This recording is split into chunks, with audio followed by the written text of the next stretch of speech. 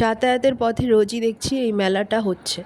ভাবলাম একটু যাই ভেতরে, গিয়ে দেখে আসি আর তোমাদের সাথে একটু ভিডিওটা শেয়ার করি।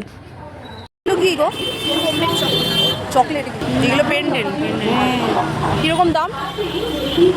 হ্যাঁ এটা